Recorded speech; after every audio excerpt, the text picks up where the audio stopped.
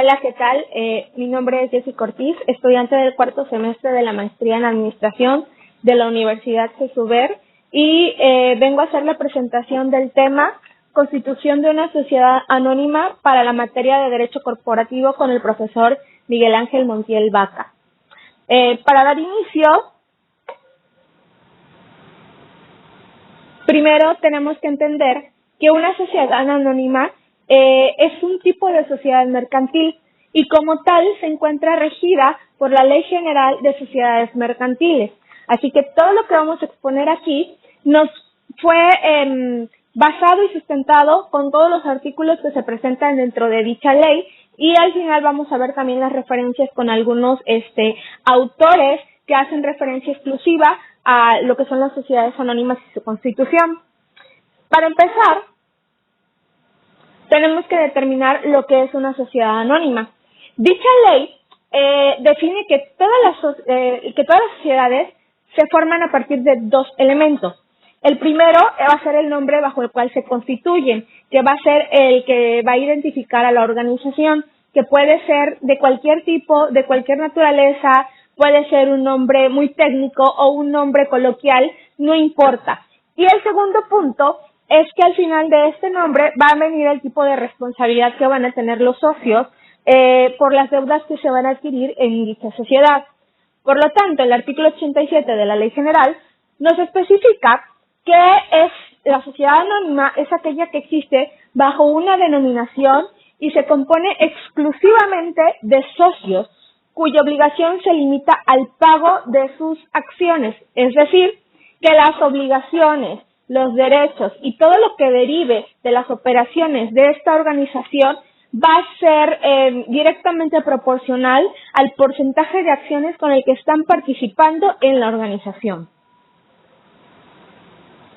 Ahora, la denominación social de estas sociedades, según el artículo 88 de la Ley General también, dice que va a ser una palabra que va a identificar a la sociedad de forma libre. Es decir, si yo voy a crear una sociedad como una pizzería, puedo ponerle de nombre Pizzería Italiana. No hay nada, no hay una norma, no hay algo que nos rija o que nos determine cómo tengo que formar la primera parte del nombre de una sociedad anónima. Pero la ley sí establece que después de las palabras de identificación que yo seleccione, debo de poner sociedad anónima o en sus siglas SA. Es como cuando nosotros ponemos el nombre a una persona que acaba de nacer, podemos escoger el nombre que querramos, no hay algo que nos digan, no lo puedes hacer, sin embargo debe de llevar sus apellidos, los que marca la ley. Entonces, esa es la manera en que nosotros vamos a conformar la denominación social de una sociedad anónima. Para este caso, y para ejemplificar cada uno de los elementos de la constitución de la sociedad, nos vamos a bajar a la empresa CEI del Golfo, que es el nombre actual. Sin embargo, cuando inició esta organización, el acta constitutiva original, que está avalada por Federatario Público, nos indica que el nombre original era Herramientas y Complementos del Golfo.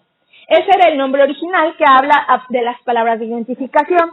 Y esta sección que fue tomada de esta acta constitutiva nos indica aquí que se usará enseguida las palabras Sociedad Anónima de Capital Variable o SADCB.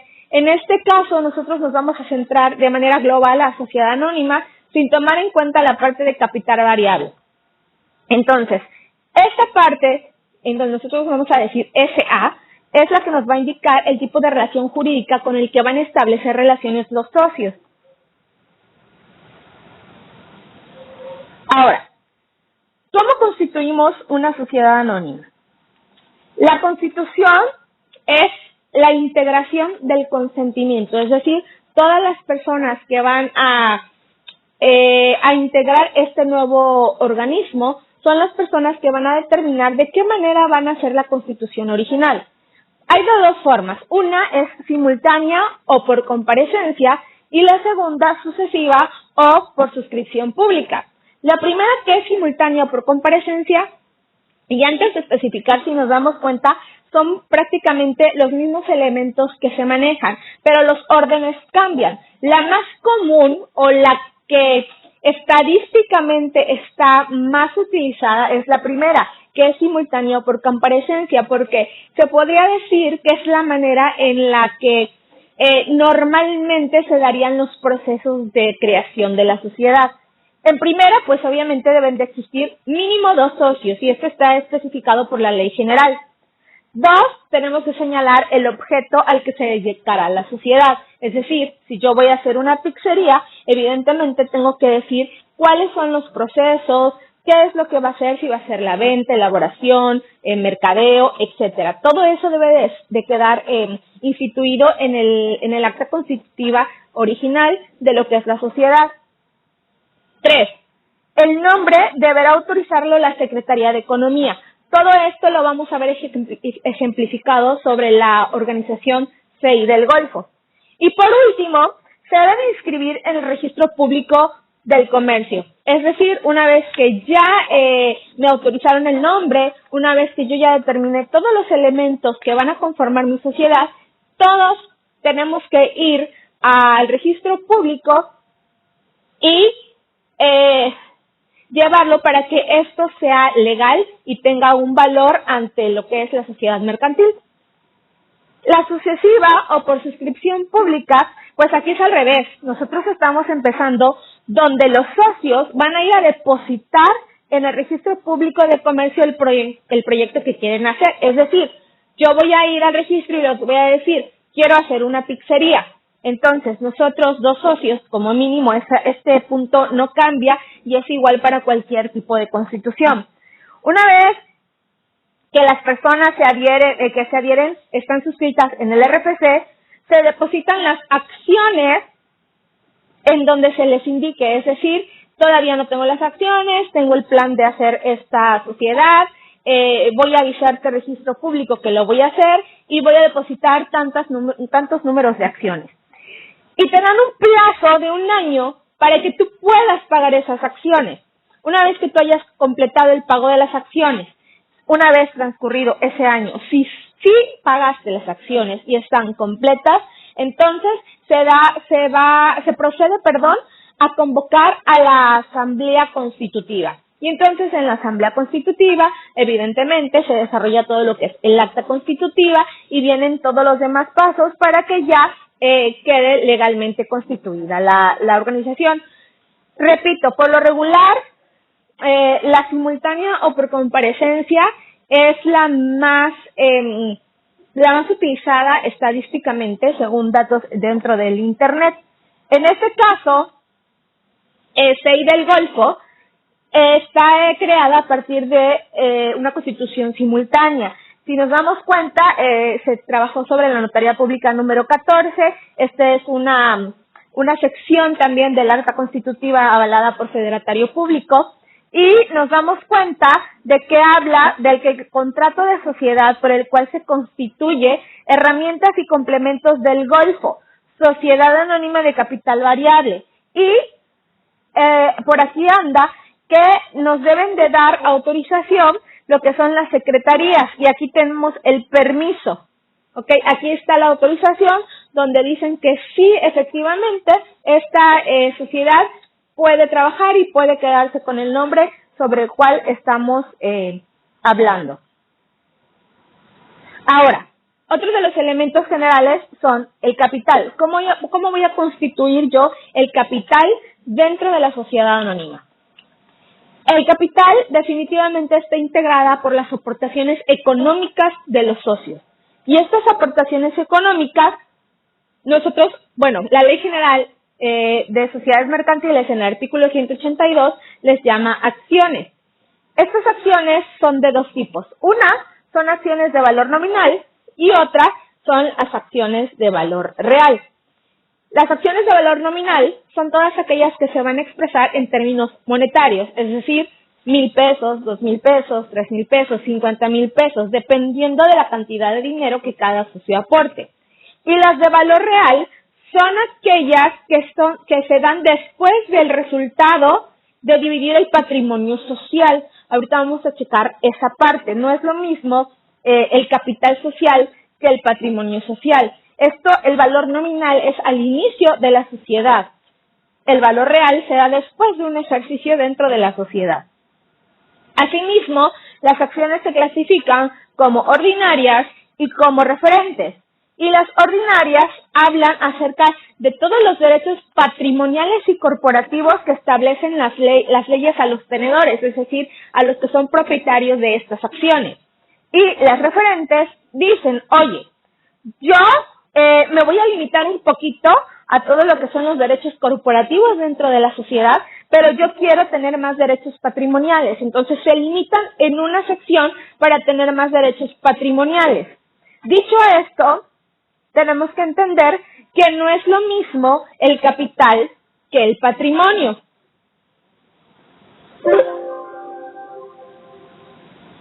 Perdón. El patrimonio es, después de un ejercicio dentro de la sociedad, es todo aquello que la sociedad fue capaz de retomar y de adquirir durante vamos a llamarlo un año lectivo de ejercicio.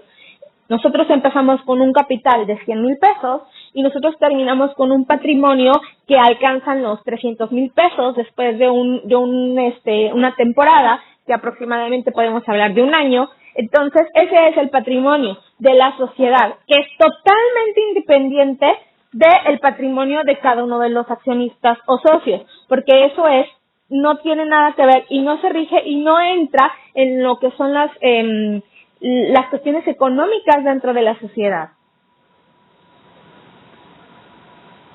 Ahora, en el ejemplo que estamos manejando dentro de CI, el capital social con el que está manejando, aquí habla que el capital social mínimo fijo sin derecho a retiro, aquí en el acta constitutiva hablan de que es un depósito, no se va a manejar, no se va a mover y no se puede retirar, salvo que posteriormente en asambleas extraordinarias se hable acerca del movimiento del capital inicial y habla de que son 100,000 pesos en moneda nacional, ¿ok? Anteriormente se hablaba de que el capital mínimo de inicio de una sociedad anónima eran 50,000 pesos. A través de las derogaciones que se hicieron a la ley, ahora no hay un límite. Nosotros podemos empezar una sociedad inclusive con 1 peso y con 2 socios. Es decir, con 2 pesos podemos empezar a hacer una sociedad anónima y ya dependerá de la astucia y la gestión que se genere a través de las operaciones dentro de la sociedad, si se alcanza o no el crecimiento de utilidades o pérdidas con esos mínimos establecidos. Ok, otro de los elementos para constituir una sociedad anónima es el objeto. Nosotros no podemos tener una sociedad si no sabemos para qué la creamos. Nosotros no podemos tener una organización administrativamente si no sabemos para qué es creada. Es decir, si yo voy a tener una pizzería, es porque sé que voy a trabajar, a elaborar, a comprar ingredientes, a fabricar pizzas y todo lo que se derive de esta. Entonces, en las actas originales, en las actas constitutivas de creación de las organizaciones, se tiene que establecer, y lo dice el artículo número 4 de la Ley General de Sociedades Mercantiles, que el objeto social son todas las actividades y los actos que llevará a cabo la sociedad y que no estén prohibidos por las leyes. Evidentemente, son todas aquellas cosas que estén reguladas por la ley. No podemos armar una sociedad con actos ilícitos. Por ejemplo, las organizaciones delictivas no se pueden regular, no hay una ley que los regule. Y en este ejemplo, recorriendo a CI del Golfo, tenemos en estos puntos que en el artículo 2 de su acta constitutiva habla de que la sociedad tiene por objeto y empieza a desarrollar una serie de actividades que también estas posteriormente les van a servir para cuando vayan a desarrollar el régimen fiscal y establecer qué pueden, qué no pueden y cuáles son los límites para poder trabajar y para poder generar todo lo que es el gravamen de los impuestos. Por ejemplo, habla de toda la compraventa de clases de materiales para construcción, tlapalería y ferretería en general. Así inició, a pesar de que es una organización encaminada a la venta de equipo de cómputos, sí lo estaba marcando, entonces sí podían elaborarlo y sí podían ejecutarlo. Adquisición de toda clase de bienes muebles e inmuebles que sean necesarios como medios o consecuencias, anexos o conexos, ¿ok? Establecer sucursales y, dentro y fuera del domicilio. Estos son todos los objetos sobre los cuales está el acta original de la organización. Los socios. Evidentemente, si no hay socios, nosotros no podemos formar una sociedad anónima. Entonces, derivado de esto, según la ley general, habla de que los socios son aquellos individuos con plena capacidad jurídica que forman parte de una sociedad mercantil, ¿ok? Y tienen la responsabilidad limitada, ilimitada, porque van a tener derechos y obligaciones, así como derechos que surgen de esta. Ahora, hay dos tipos de socios. Los primeros son capitalistas y los segundos son industriales. Los socios capitalistas son los que comúnmente conocemos y los que forman originalmente todo tipo de sociedades. Es decir, son aquellos que aportan el recurso económico y van a tener las facultades de obtener dividendos después de un lapso de ejercicio dentro de la organización. Van a tener aportaciones limitadas de acuerdo a lo que se indique en el acta constitutivo original y van a tener una cuota de liquidación en caso de que la organización sea extinta. Por su parte, los industriales son aquellos socios que no tienen el recurso económico, sin embargo, tienen el recurso intelectual, tienen el conocimiento. Yo puedo unirme con otra persona, yo pongo el capital y tú pones el conocimiento y podemos desarrollar una organización. Estos son conocidos como industriales y dentro de los limitantes, ellos sí van a poder participar en las asambleas, sí tienen derecho a voto, sí tienen derecho a opinar, ¿ok? Y pueden impugnar acuerdos, pero ellos no van a estar participando de las cuotas de liquidación. Entonces, esas son las diferencias entre estos dos tipos de socios. Dentro de CI del Golfo, los socios capitalistas, los socios son capitalistas y queda exhibido en esta parte del acta constitutiva original, son dos socios los que están aquí y estos son los números de capitales que se invirtió. Este fue el total que hablamos hace rato, son los 100,000 pesos y son 1,000 acciones, por lo tanto quiere decir que cada acción tiene un valor de 1,000 pesos. Esta persona tiene 500 acciones, que es un total de 50,000, y esta persona tiene 500 acciones con un total de 50,000 para dar el 100%.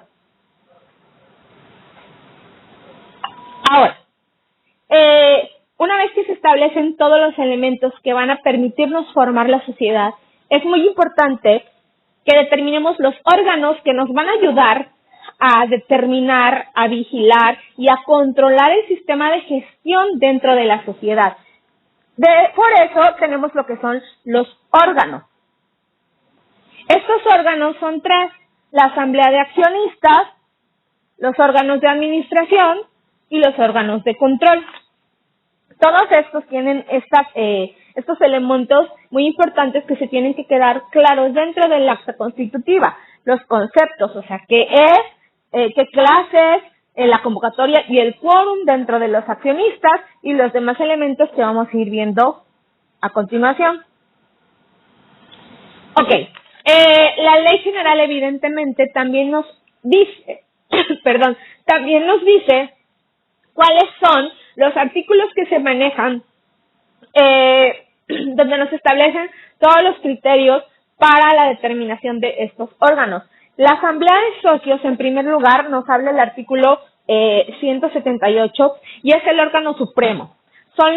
Es el top, el máximo, son aquellos que tienen el poder de decisión y no hay ningún elemento que tenga mayor valor que lo que es la asamblea de socios. Y ellos tienen que acordar y ratificar todos los actos y operaciones de la sociedad. Ellos son los que determinan y son los interesados, porque son los socios, ¿sí? De ahí, una vez que se acuerdan y ratifican acciones, viene en juego la parte del administrador único o consejo de administración regido por el artículo 143. Es decir, yo ya acordé y ratifiqué acciones, ahora yo tengo que ejecutar todos estos actos ratificados. nosotros tenemos que administrar que todo lo que ellos dijeron que se tenía que hacer y que las metas y objetivos que se tenían que cumplir, yo tengo que ejecutarlos y tengo que llegar a estas metas. Y obviamente tienen la capacidad de tomar las decisiones diarias, porque son las personas que están al día a día a cargo de la sociedad. Y ellos van a estar siendo vigilados por este órgano de vigilancia que lo regula el artículo 164 de la ley y nos dice, oye, va a estar integrado por él o los comisarios dependiendo de lo que los socios determinen, puede ser una persona, 2, 3, las que ellos determinen y consideren necesarios, por lo regular va a depender del tamaño de la organización. Si es una gran empresa, pues evidentemente, probablemente tengan comisarios por cada área de la organización. Si es una pyme, probablemente con una persona es suficiente para poder vigilar todas las acciones que se desarrollen en los diferentes procedimientos de la sociedad. Y su función básica, pues evidentemente, es vigilar los actos de los administradores. Es decir, un poquito yéndonos hacia la parte administrativa, probablemente sea una persona de un cargo de confianza. Entonces, tiene que haber alguien que regule lo que estas personas estén haciendo. Ahora, desarrollando un poco esto de los órganos. La asamblea de socios, según el artículo 178, como mencioné, pues es el órgano supremo, como ya se dijo, y las acciones serán tomadas por unanimidad por los accionistas. Y cuando son fuera de la asamblea tendrán la misma validez, es decir, la ley nos dice que todas las decisiones se tienen que tomar dentro del domicilio de la sociedad anónima. Sin embargo, si todos los socios concurren en otro lugar que no sea la dirección original, toma validez todas esas decisiones siempre y cuando estén el 100% de los socios accionistas. Y las asambleas pueden ser ordinarias y pueden ser extraordinarias. Según el artículo 181, las ordinarias son aquellas que donde se van a tomar decisiones que no sean trascendentales, más bien decisiones administrativas de la organización y se deben de desarrollar al menos una vez al año. Son un poquito más de control para verificar que se estén llevando a cabo las decisiones administrativas, que las gestiones se estén generando adecuadamente y que tengamos el control administrativo. Y las extraordinarias, por su parte, y regidas por el artículo 182, van a ser aquellas que sí den decisiones trascendentales para la organización. Y ejemplo de eso, se pueden ejecutar en cualquier momento previa convocatoria, evidentemente. Ejemplo de esto tenemos, dentro de las extraordinarias, aquí en CI del Golfo, existe, y aquí se ve, ya estamos hablando de la notaría 38, cambiaron de notaría, no sé la razón por la cual se dio esto, pero bueno, en la notaría 38 se habla la protocolización del acta de asamblea extraordinaria de accionistas de CI del Golfo. Aquí ya está otro nombre. Si se acuerdan, estaban herramientas antes y aquí ya está marcada como CI del Golfo, Sociedad Anónima. Esta fue un acta de asamblea extraordinaria porque dentro del orden del día, estos son hechos trascendentales dentro de la organización. Hablan de la propuesta, deliberación y en su caso aprobación para cambiar la denominación social. Aquí se ve que están cambiando la denominación social, y aquí ya aparece como CI del Golfo y no como herramientas como originalmente estaba. Y dos, la propuesta, deliberación y en su caso aprobación para cambiar el objeto social, ¿ok? Y en consecuencia modificar el artículo 2 de los estatutos sociales. Dentro del objeto social que les mostré en un principio, hablaba de la venta de herramientas inmuebles. Entonces, cuando hacen este cambio, lo que hacen es agregarle también, y está dentro de esta acta extraordinaria, la venta de equipos de cómputo ya específicos y especializados. Ya la tecnología cambió y entonces fueron un poquito más específicos en la determinación de su objeto social. Entonces, este es un acta de asamblea extraordinaria válida porque lo que es la orden del día son hechos trascendentales, no solamente son un análisis del comportamiento administrativo o seguimiento administrativo de la gestión de la sociedad. Ahora, para que estas actas sean válidas, pues obviamente tenemos que cumplir con puntos dentro de la ley, que son las convocatorias y los quórums. Se habla de que debe de haber por lo menos 2 convocatorias. Aquí hay un organizador gráfico donde hablan de asambleas ordinarias y asambleas extraordinarias, el quórum de asistencia y el quórum de votación. Entonces hablamos que en la primera convocatoria, por lo menos en una ordinaria, debe de haber el 50% del capital social y la mayoría de votos presentes. Y en las extraordinarias, 3/4, ¿ok? Y 50% para el quórum. Pero ya en la segunda convocatoria estamos hablando que en la ordinaria, cualquiera que sea el número de acciones representadas, no importa si hay un 10%, si hay un 5%, porque ya es una segunda convocatoria. Y, obviamente, de los presentes ganará la mayoría de votos. Y en la extraordinaria, sí tienes que ser 50% del capital social. Recordemos que en las extraordinarias estamos hablando de hechos trascendentales que van a afectar probablemente el objeto o el capital dentro de la sociedad y evidentemente tiene que haber al menos el 50% en una segunda convocatoria de los socios.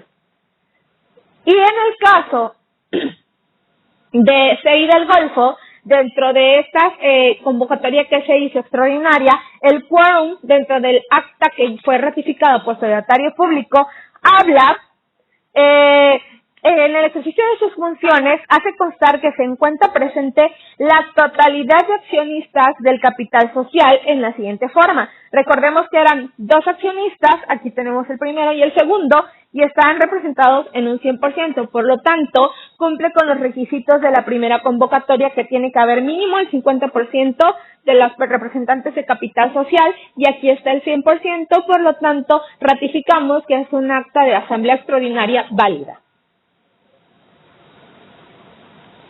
Ahora, el órgano de administración, según el artículo 142 de la Ley General, le corresponde realizar todas las actividades inherentes al objeto de la sociedad, ¿ok? Salvo las que establezca la ley y la sociedad, es decir, las que ellos eximan. ¿Qué quiere decir? Yo como órgano de administración tengo que verificar que si CI del Golfo está siendo creada para vender, para posicionar productos de tecnología de cómputo, se esté haciendo esto y no se esté cayendo o incurriendo en prácticas indebidas o que estén marcadas por la ley como prohibidas o que no estén avaladas por la asamblea. Ahora, el órgano de administración está representado por un administrador único o por un consejo de administración. Repito, esto va a depender del tamaño de la organización. Si es una organización grande, probablemente estemos hablando de un consejo de administración. Y si es una pyme, probablemente con un administrador único es más que suficiente porque no hay gran cantidad de información con la cual se pueda trabajar un consejo. Si la asamblea determina que, aunque sea una pyme, es un consejo de administración, pues se deberá de actuar conforme a lo que dictamina la asamblea. Y ve 2 aspectos. El primero, ve la parte interna, que es toda la gestión de la sociedad, toda la gestión administrativa, todos los procedimientos internos, y la segunda es la externa, y habla acerca de la gestión referente con los terceros. Hablemos de compras, posicionamientos, todo lo que es la relación mercadotecnia, etcétera. El artículo 152 de la ley habla de que los estatutos o la Asamblea General de Accionistas podrán establecer la obligación para los administradores y gerentes de prestar garantía para asegurar las responsabilidades que pudieran contraer en el desempeño de sus encargos. ¿A qué se refiere esto? Cuando nosotros determinamos un administrador único o un consejo de administración, pues estamos hablando que probablemente es un puesto de confianza. Entonces, para asegurar para asegurar que no van a incurrir en actividades o hechos ilícitos o fuera de la ley o en malas prácticas, entonces se requiere una garantía. Y esta garantía, pues probablemente pueda ser algún recurso económico, depósitos en efectivo, puede ser probablemente hipotecas, pueden ser unos fideicomisos, cualquiera de estos elementos que le den valor y que respondan por esta persona. Dentro de las facultades, bueno, tenemos facultades contra obligaciones, todo regido por los artículos de la Ley General, las facultades del 145 al 149 y las obligaciones del 102 al 158 y evidentemente hacen mención en otros artículos. Es muy importante entender que este administrador tiene como facultad nombrar uno o más gerentes y eso dependerá de las actividades que estén generando la organización. Y pueden auxiliarse de un consejero o delegado. Pueden entregar poderes a nombre de la sociedad, como vamos a ver más adelante, y tienen el uso de la firma social, ¿ok? Para poder realizar cualquier acto inherente al objeto social. Compras, ventas, y cualquier actividad que así determine la sociedad. Y dentro de las obligaciones, y esto es muy importante, se tienen que encargar de los documentos relativos a la sociedad. Ellos son las personas que van a guardar toda la documentación, el control de documentos que van a avalar la creación lícita de la sociedad frente a federatorios públicos, frente a los registros correspondientes. Y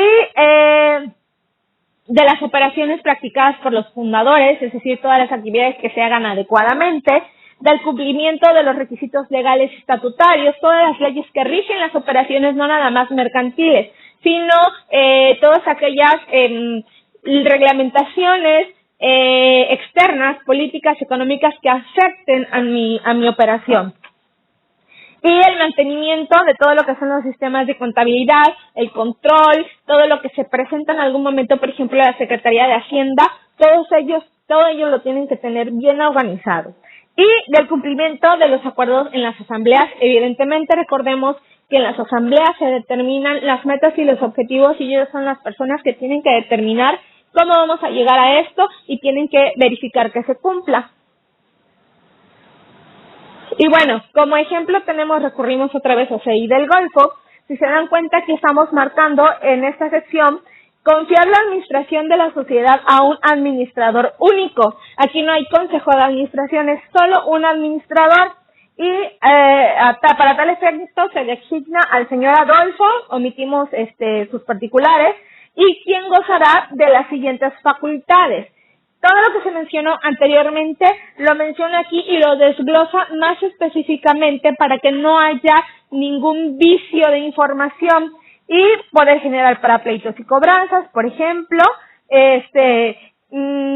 y por aquí de manera enunciativa y no limitativa se menciona entre otras facultades las siguientes. Entonces aquí viene un montón de facultades, pero aquí lo menciona, es enunciativa, más no limitativa. Si yo quisiera hacer alguna actividad que no esté dentro de esta lista y que no incurra a las leyes, entonces lo puedo realizar.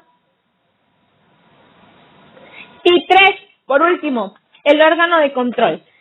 El órgano de control, según el artículo 164, se integra por el comisario o comisarios. Ratifico lo que hemos estado hablando. Dependerá del tamaño de la organización de la sociedad si se necesita uno o más comisarios. ¿Ok? Estos son temporales y revocables. No son para toda la vida de la sociedad, sino que se van a ir cambiando dependiendo de las necesidades y dependiendo de lo que las asambleas dictaminen. ¿Ok? Estos pueden ser socios o personas extrañas a la sociedad. No hay ningún problema, no hay nada que interfiera entre que sean socios o que no estén integrados dentro de alguna actividad de la sociedad. Dentro del artículo 165 de la ley, en los requisitos nos establece que no debe de estar inhabilitado para el ejercicio del comercio, es decir, yo tengo que estar dado de alta en la Secretaría de Hacienda, debo de cumplir con mis obligaciones fiscales, debe de ser independientes a la administración, no puede ser un comisario alguien que esté trabajando dentro de la administración económica de la sociedad. Esto habla un poquito de viciar la información. Y pueden ser personas físicas o personas morales, no importa, y cada uno de los comisarios es libre e independiente en el ejercicio de sus funciones. Y ojo, muy importante, está totalmente prohibido, los comisarios no pueden ser apoderados al mismo tiempo. Es decir, yo no puedo ser juez y parte de una sociedad, o hago una cosa o hago la otra. Y no debe de tener parentesco con ningún administrador. No puede ser concubina, esposa, primo, tía de algún administrador, de alguna persona que esté viendo todos los intereses de la sociedad. Dentro de FEI del Golfo, en el acta constitutiva, tenemos que se designa como comisario de la sociedad a Carlos Eduardo, otra vez omitimos lo que son sus particulares, y habla de que el administrador único o consejo de administración y comisarios, aquí está estableciendo que el administrador único que vimos anteriormente y el comisario protestan su fiel desempeño y manifiestan que aceptan, toman posesión y caucionan el manejo del cargo conferido, depositando en la tesorería de la sociedad la suma de 1,000 en moneda nacional. Es decir, esto que está aquí representa la garantía de la que hablábamos antes. Ellos están dando un depósito en efectivo como garantía de que van a desarrollar adecuadamente el trabajo que les fue conferido.